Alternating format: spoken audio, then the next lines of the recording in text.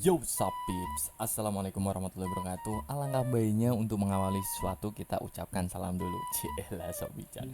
Oke, seperti biasa di channel YouTube kita ini kita akan ngebahas scene-scene film yang mana kita ambil ungkapan-ungkapannya dan akan kita bahas. Intinya di YouTube kita akan pelajari bahasa Inggris tapi lewat film. Dan film yang akan kita bahas adalah aturannya. Kita akan kasih scene dan habis itu kita akan bahas. Mudah-mudahan bermanfaat. Langsung aja. Scene yang pertama. Come on! He bared his teeth first! He bared his teeth first. Kata bared kita garis bawahi. Kenapa? Karena kalau kita cari di kamus, kata bared ini artinya adalah menunjukkan. He bared his teeth first, berarti dia nunjukin giginya duluan. Maksudnya kalau di kita bisa manai kayak dia yang mulai duluan. Ungkapan-ungkapan kayak gini itu biasa kita dapetin di sekolah-sekolah. Misalnya kita dipanggil guru BP gitu kan. Biasanya kan kita saling lempar. Dia mulai duluan. Kita bisa pakai ungkapan ini. He bared his teeth first. Kira-kira seperti itu gimana? Temen bisa praktekin ini ya kalau dipanggil guru BP. He bared his teeth first. Guru BP apa? Oh, enggak lah ya. Guru BP pasti lebih pintar. Oke, lupakan guru BP. Kita garis bawahi kata come on. Come on. Mungkin kebanyakan dari kita masih bilangnya come on. Come on. So, please now stop it. Temen bisa pakai come on atau come on. Come on.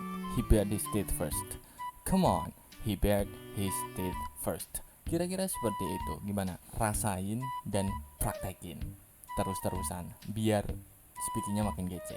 Gimana? Lanjut lagi scene berikutnya. The guy everyone thinks is just a flabby donut-loving cop stereotyping you. Oh. A flabby, menarik banget buat kita bahas. Kenapa? Karena kalau kita cari di kamus, kata flabby ini merupakan adjektif atau kata sifat yang artinya lembek, lemah, lembut. Tapi dalam konteks scene tadi, flabby dimaknai atau dipakai sebagai kata benda. Loh kok tahu? Karena ada e. E ini merupakan penanda kata benda, di mana setelah e itu pasti ada rangkaian-rangkaian kata benda. Contoh a big book, ujung-ujungnya benda juga kan. A flabby berarti di sini kita bisa manai sesuatu, seekor atau seorang yang memiliki postur lembek, lemah, lembut. Ya intinya kayak gitulah ya. Seseorang yang itu bukan bermaksud untuk stereotyping ya. Stereotyping menarik. Mungkin kita sering dengar kata stereotype yang biasanya itu merujuk ke kata benda, tapi dalam konteks scene tadi balik lagi itu dimaknai atau difungsikan sebagai kata kerja. Stereotyping. Kalau gua bisa tarik benang lurusnya, kita bisa maknai ini kayak ngeledek penampilan. You can't stereotype me. Lo nggak bisa ngeledek penampilan gua. This is the way I am. Ini cara gua gitu loh. Ini gua gitu.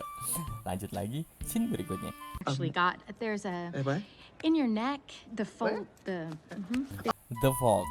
Kata yang perlu dibahas karena kata fault ini kalau teman cari di kamus itu merupakan kata kerja, tapi di sini difungsikan lagi sebagai kata benda. Gokil nggak dibolak-balik? Loh, kok tahu? Ada kata the sama penjelasannya kayak tadi, penanda kata benda. The fault berarti kita bisa manai lipatan. The fault, lipatan di sini nih. Lanjut lagi lah ke scene berikutnya. Where you went, you little Dickens? You little Dickens. Kata little mungkin kebanyakan dari kita masih ngomongnya little. Nah teman-teman kalau masih susah bilang little, teman-teman bisa pakai lil saja. You little Dickens, sama aja daripada you little Dickens, terlalu medok ya. Nah bagaimana cara ngucapin little? Jadi teman-teman bilangnya gini, lit terus kasih little terus praktekin ya. You little Dickens. Mana dari you little Dickens belibet kan jadinya you little Dickens, belibet lagi you little Dickens. Itu kita bisa menaik dasar kamu ya, kira-kira seperti itu ya. Ucapan-ucapan gemes gini, dasar kamu ya, si pengacau gitu kan. Pengacaunya di sini maksudnya bukan pengacau bener-bener perusak itu bukan, tapi ya ungkapan gemesan tau lah ya. Hey you little Dickens, dasar kamu ya, kira-kira seperti itu. Lanjut lagi.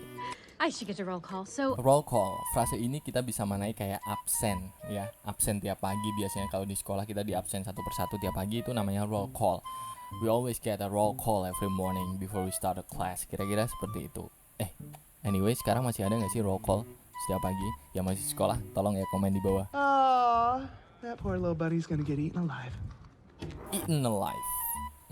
Kok eaten sih? Bukannya eaten. Nah, inilah yang dinamakan syllabic end. Jadi dalam aturan American English itu ada specialty, terus ada istilah syllabic end, di mana ketika ada kata berakhiran suara T terus ada N-nya, itu kita bisa ngedenin, gak cuma T ya, dia juga. Contoh pada siswa student, terus gunung mountain, terus penting important. Nah gitu. Eaten alive, dimakan hidup, hidup pasif ya. To be ketemu sama verb ketiga. Nah itulah yang dinamakan pasif. Tapi dalam konteks tadi itu nggak pakai to be, tapi pakainya get. Wow, keren nggak tuh?